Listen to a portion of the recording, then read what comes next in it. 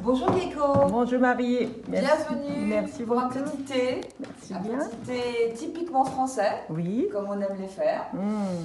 Voilà, je t'ai préparé ça dans le salon parce que je trouve Oui. que c'est plus agréable d'être dans les canapés l'après-midi. On est dans un petit moment informel et on peut s'installer au ras de la table. C'est vrai. Donc j'ai dressé voilà, mon petit service de thé sur ma table basse. Très bien.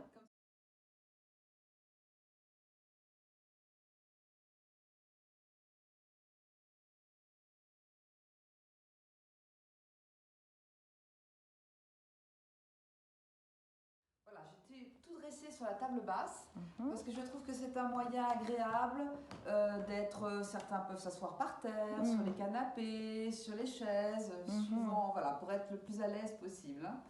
Très Donc c'est bien. un moment voilà, très, très décontracté.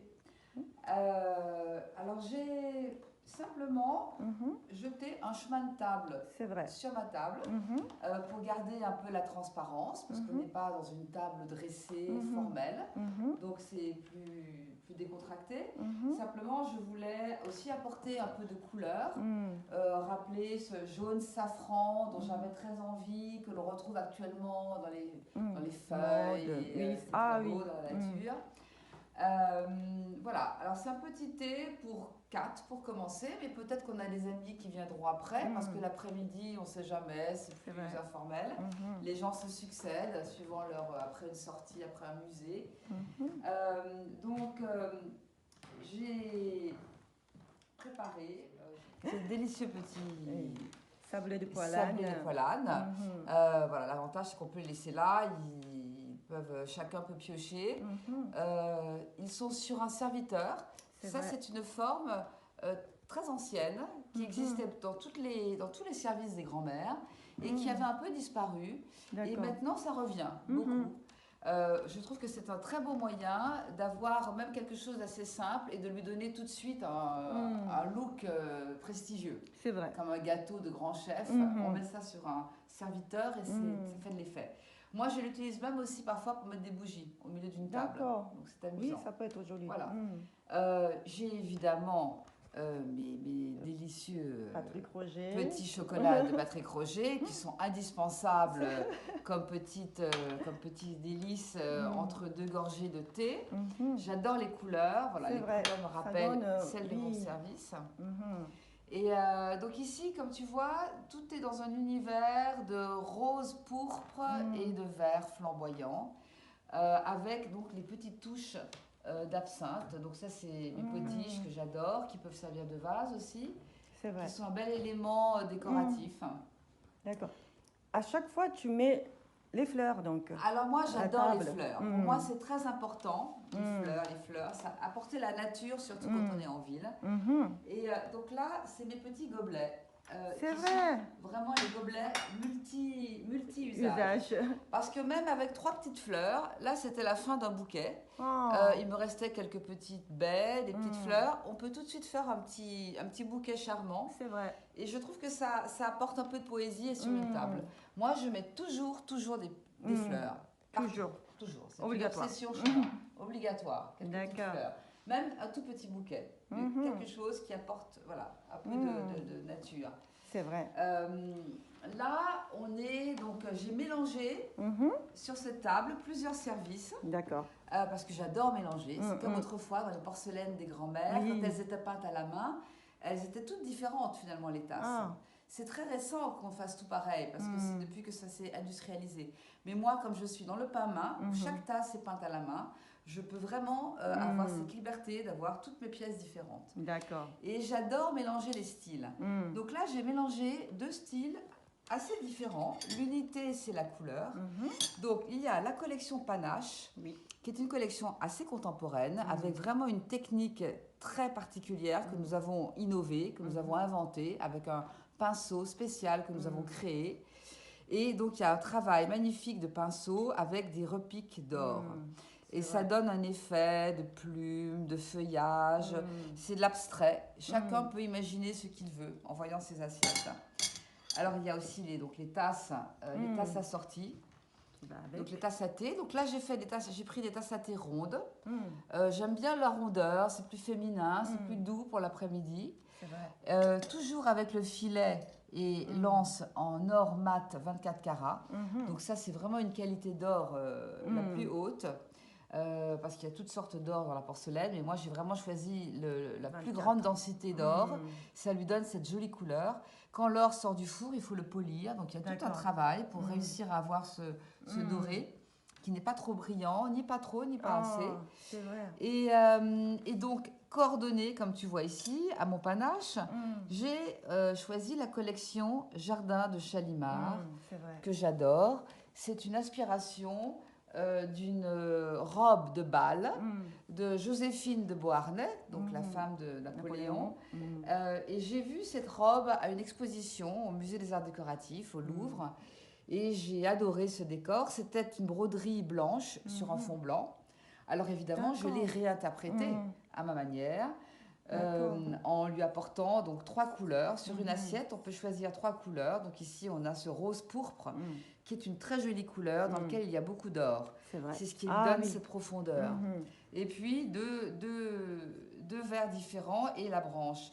C'est un très joli travail de pain-main parce qu'on voit vraiment le travail du pinceau qui donne ce côté noueux au bois, avec là, les feuilles qui s'accrochent. Enfin, on sent vraiment la matière. Nature, oui. Voilà. Et ce petit papillon très charmant, qui est un papillon typique de l'époque Empire, avec ses petits décors ronds. C'est vraiment un papillon, le corps rond, typique que l'on retrouve aussi sur l'argenterie audio, sur toute l'argenterie de cette époque.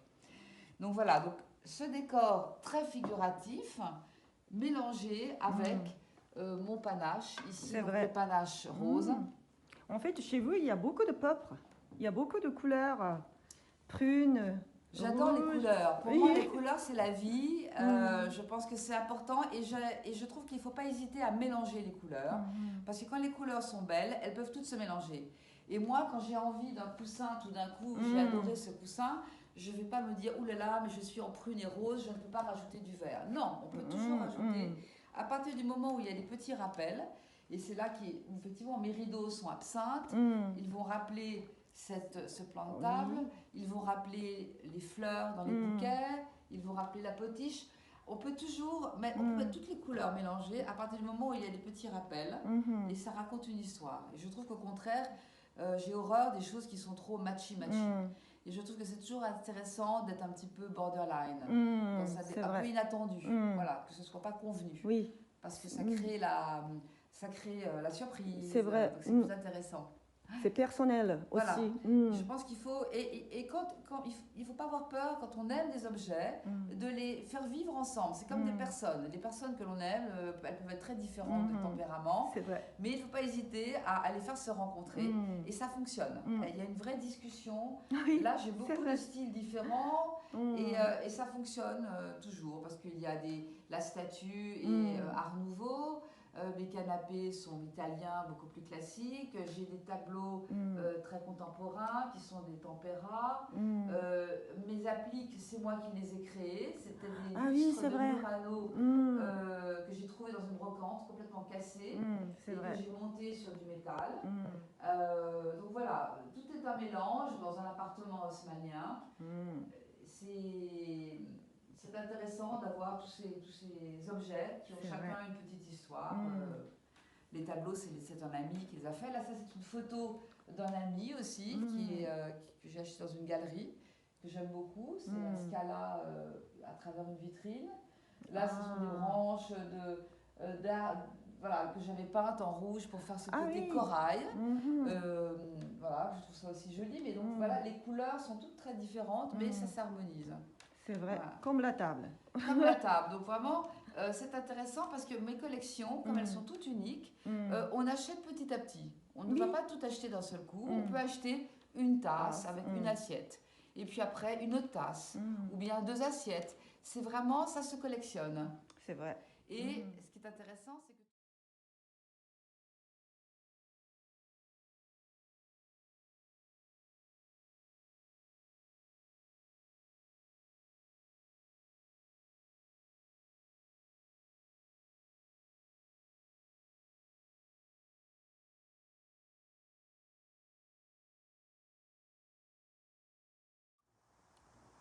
マリー・ダージュさんがセットしてくださったとっても魅力的なティータイムのテーブル、こちら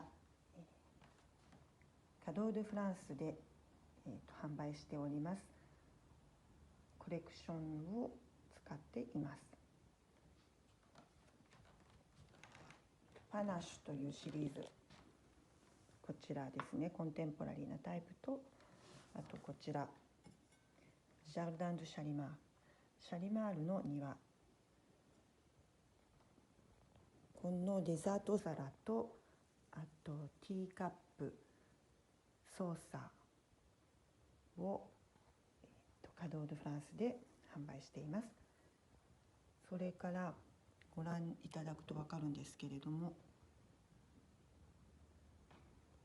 ちらラ・トレゾルリーさんとのコラボレーションで販売したスプーンですね。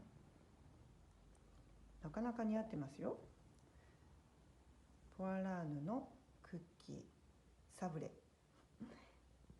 パトリック・ロジェのチョコレート、本当に美しい。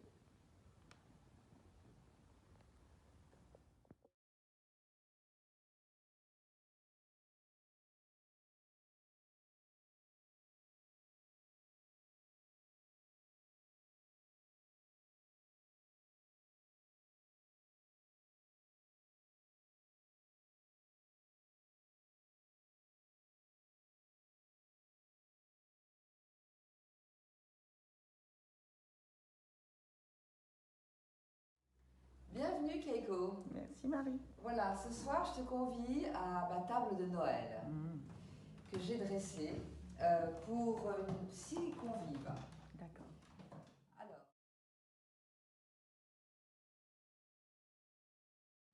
Alors, ce qui frappe tout de suite, c'est le bouquet central que j'ai imaginé de façon assez audacieuse en mélangeant plein de styles. J'ai pas voulu faire le bouquet traditionnel sapin vert et rouge. Là, j'ai utilisé les couleurs de l'automne, j'ai utilisé le doré qui donne ce côté glamour de Noël, les fougères. Enfin, j'ai voulu vraiment que la nature explose. Et j'ai fait un bouquet un peu comme les natures mortes des peintres flamands. Alors, ce qui est amusant, c'est que ce bouquet, je l'ai fait dans une soupière.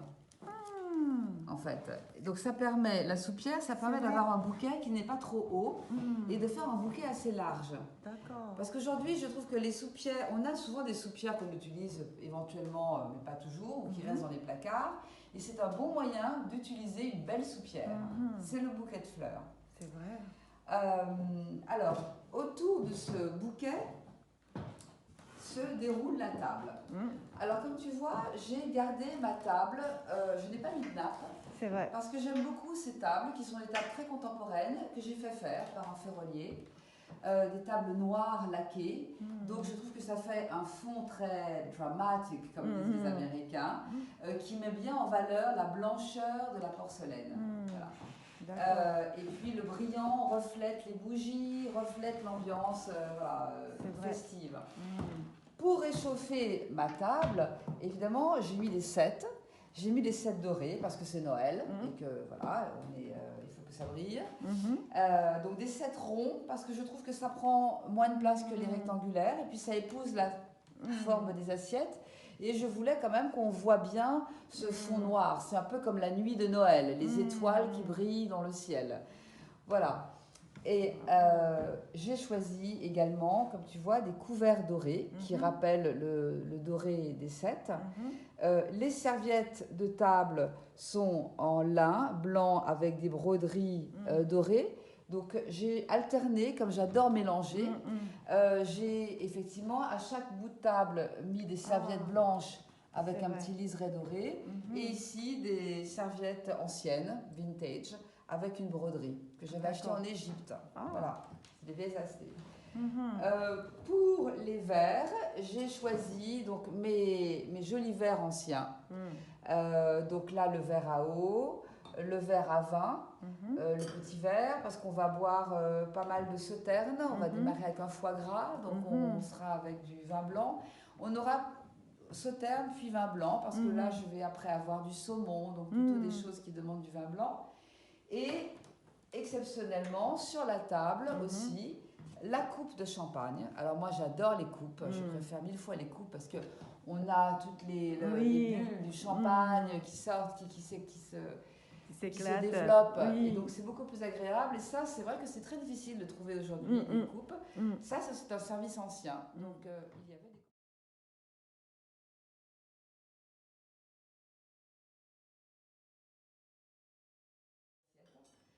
sur la table, j'ai aussi évidemment mes carafons. Parce que c'est pas mal de faire décanter le vin. C'est vrai. Donc, qui sont toutes assorties. Et qui sont assorties. Là, j'ai toute une collection.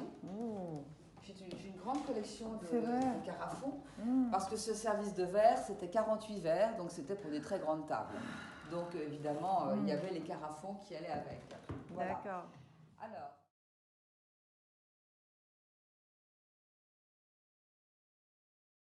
Alors, ensuite, on passe au plus important, le maridage, la porcelaine qui fait le tableau. Donc les assiettes, comme d'habitude, comme j'aime le faire, j'ai mélangé les services. Voilà, c'est ce qui se faisait autrefois. On pense que c'est un peu nouveau, mais en réalité, dans les porcelaines autrefois, dans les services de Sèvres, ou même dans les services de l'Élysée, dans les châteaux, les assiettes étaient toutes différentes, parce que c'était des assiettes peintes à la main. C'est toute la beauté du pain-main. Donc ici, j'ai choisi en assiette de présentation. Donc, les assiettes de présentation sont toutes les mêmes, ça fait l'unité. D'accord. Et elles font un lien avec les sets. C'est ma collection Agathe, qui est ici en couleur absinthe et dorée. Agathe Bicolore. Donc il y a des retouches d'or qui rappellent le travail. Et j'aime beaucoup ce travail de pinceau qui rappelle un peu le travail du set. C'est vrai. Voilà, il y a un parallèle. Ensuite, tous les sets vont être différents. Donc, on va faire le tour de la table. Parce que c'est amusant que chaque convive ait un service différent. Il découvre son service. Donc, ici, j'ai coordonné un panache noir, donc ce côté plume très riche, avec un panache également en couleur argile. D'accord. Ici, je suis aussi sur du panache, dans une couleur puce. C'était la couleur préférée de Marie-Antoinette. Avec une assiette Dahlia qui reprend cette même technique du pinceau, mais avec beaucoup plus de couleurs et qui peut rappeler comme un feu d'artifice ou une fleur. Chacun y voit ce qu'il veut. Donc ça démarre la conversation. On regarde les tables, les assiettes des voisins.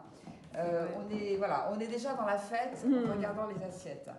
Ici, au contraire, j'ai une assiette à dîner en dahlia, dans des tons d'orage et de rose et d'argent. Et dessus, ma dernière collection, dont je suis très fière, qui est la collection Bouquet de vie. Donc je me suis inspirée des Indiennes, de ces tissus qui étaient très à la mode au XVIIIe siècle. Et ici, j'ai fait ce décor qui traverse l'assiette. Il y a 3 couleurs, donc il y a 2 tons de vert, et là les branchages sont dorés. Donc on est dans un motif 18e, revisité. D'accord. C'est une inspiration d'un tissu que j'ai vu dans un château à Marseille. C'est un très joli document ancien que j'ai réinterprété. D'accord. Là, nous sommes aussi dans du panache, 2 tons de panache, noir et argent. Donc j'aime bien alterner les décors plus travaillés et des décors plus abstraits.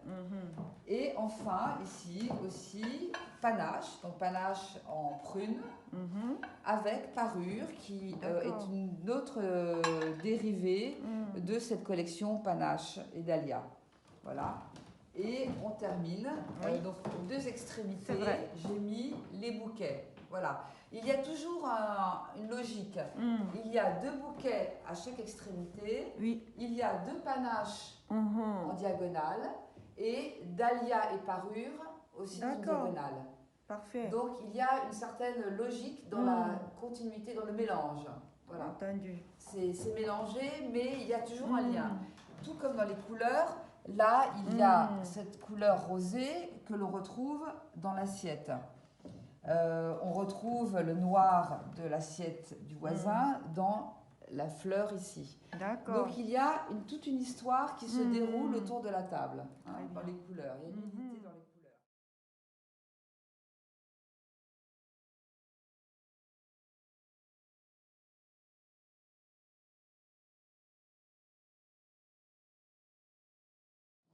Alors, pour les assiettes à pain, c'est amusant d'avoir une petite surprise quand on arrive, qu'on peut grignoter au fur et à mesure du dîner, parce que c'est la fête, et voilà, c'est important de se faire plaisir. Donc, on a remis des petits gâteaux et un petit chocolat. Les assiettes à pain, c'est dans la collection Horizon, donc c'est une collection très contemporaine, mais qui se mélange très bien aussi avec des décors beaucoup plus inspiration traditionnelle. Très jolie avec cette moitié colorée et cette moitié blanche. C'est une collection que je fais beaucoup pour les chefs, par exemple. D'accord. C'est très joli pour les dressages.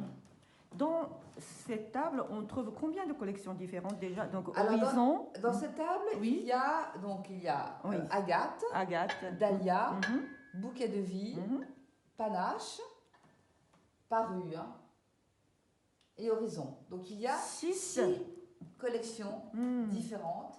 Et en termes de couleurs, il doit y avoir 10 couleurs en fait. 10 couleurs différentes. Mais qui ont tout un petit rappel. C'est vrai. D'une assiette à l'autre. Et c'est vraiment comme ça que j'aime la table. Et c'est ce qui permet aussi, moi je vois les gens mes clients, vont petit à petit mélanger, composer. Vous voyez, donc on n'est jamais bloqué dans... Même avec 4 assiettes, on peut faire une table en mélangeant avec un autre décor que l'on peut aussi avoir chez soi. Ensuite, pour l'éclairage, très important pour moi, les bougies. Des bougies partout. Parce que je pense que c'est très important d'avoir une lumière tamisée. Les bougies rendent tout le monde très beau, les yeux brillent, c'est la fête, ça rappelle l'époque d'autrefois où il n'y avait pas encore l'électricité. Et je trouve que ça rend tout le monde beaucoup plus beau. Et donc moi j'utilise plein de choses pour mettre des bougies. Donc là par exemple, ce sont des assiettes à pain. C'est vrai. Là, c'est une assiette à pain sur laquelle j'ai mis une bougie. Et donc, ça fait un joli porte-bougie. Pratique parce que ça évite aussi que la cire coule sur la table ou sur la nappe. Là, j'ai utilisé même une soucoupe à déjeuner, voilà, qui panache, parce que j'avais envie qu'elle rappelle la couleur de l'assiette. Donc, je me suis amusée. Ensuite, autour de la table, il faut aussi qu'on soit comme dans un décor de théâtre pour que l'ambiance soit totale. Donc là, sur cette console, j'ai aligné donc, des bougies dans mes petites coupelles tulipes que j'adore, qui sont des coupelles multi-usages que j'utilise aussi pour mettre des petites fleurs, pour faire des salades de fruits, des glaces. Donc c'est toujours cette idée que l'on va pouvoir jouer avec les formes des objets. Donc là, ça crée aussi une petite ambiance qui se reflète dans les miroirs, parce que j'adore les miroirs. Il y a beaucoup de miroirs dans ma maison. Je trouve que les miroirs, ça multiplie à l'infini, les bougies, les fleurs, c'est important. C'est vrai. Là, sur la cheminée, j'ai fait une composition assez audacieuse pour Noël. Pareil, j'ai voulu un peu surprendre, pas mettre forcément des tons de Noël, mais là, j'ai mis mon jaune absinthe, qui est ce jaune doré, chaleureux, voilà, que j'ai... Alors, un peu d'or, pour rappeler Noël, mais aussi des éléments plus rustiques, comme ces plumeaux qui ont une teinte vieux-rose, que je trouve qui contraste pas mal avec le orange et le jaune.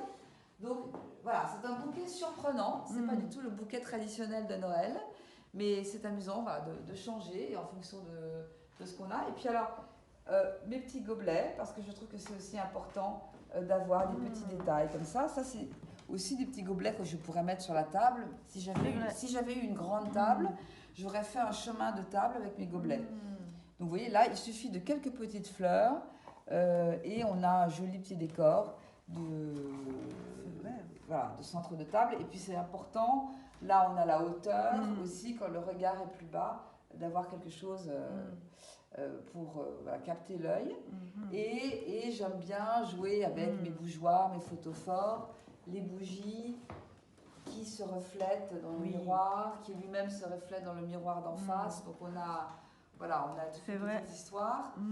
Et puis là, sur la console, sur la desserte, j'ai de nouveau un serviteur.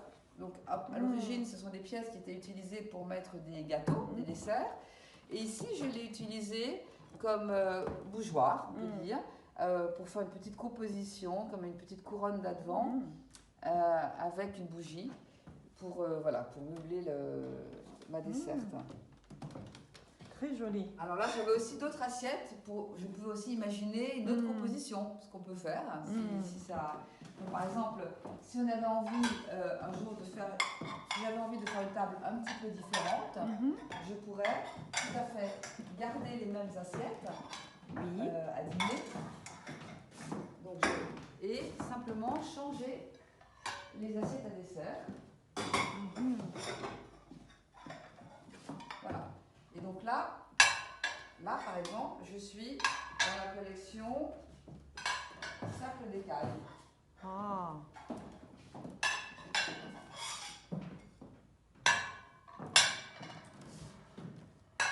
Voilà.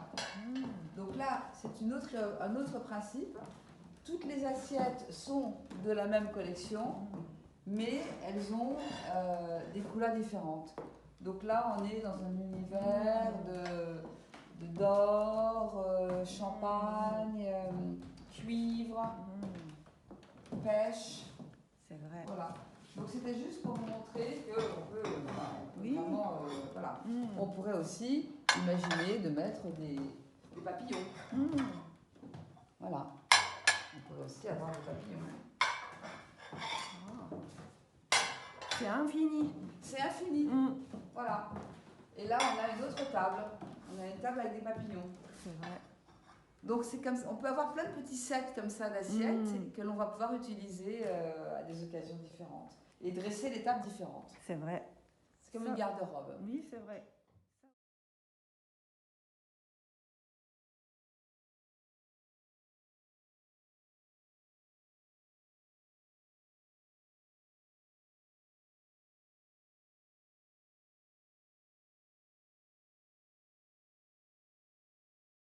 Oui, qu'est-ce que tu vas servir? Donc là, c'est mon dîner de Noël. Donc pour le dîner de Noël, j'aime bien faire des choses qui sont plutôt légères. Je ne vais pas faire la grosse dinde de Noël, qui est plutôt pour le lendemain.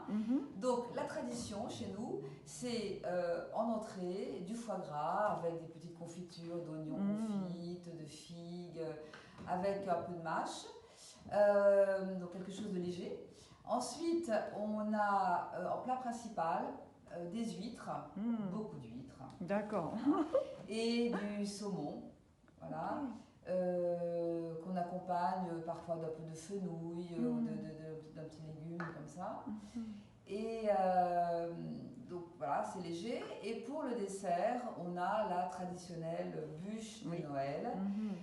Et moi, j'ai aussi dans ma famille la tradition de tous ces petits gâteaux autrichiens, parce que maman est autrichienne. Et on a des gâteaux très spéciaux que l'on fait 1 mois, 2 mois avant Noël, que l'on garde dans des grandes boîtes et que l'on sort le jour de Noël. Donc sur la table, il y a souvent des petits gâteaux, voilà, plein de petites friandises comme ça que l'on peut grignoter tout au long du dîner, qui va durer en général assez longtemps, parce qu'on est heureux de se retrouver. Et voilà, c'est la fête. Mais c'est un dîner plutôt léger. Voilà. Et le lendemain, là, on a un déjeuner qui, lui, va être plus traditionnel, la dinde, avec les marrons, avec les châtaignes, etc. Là, effectivement, après, on a toute l'après-midi pour dormir, pour digérer. Exactement. Merci.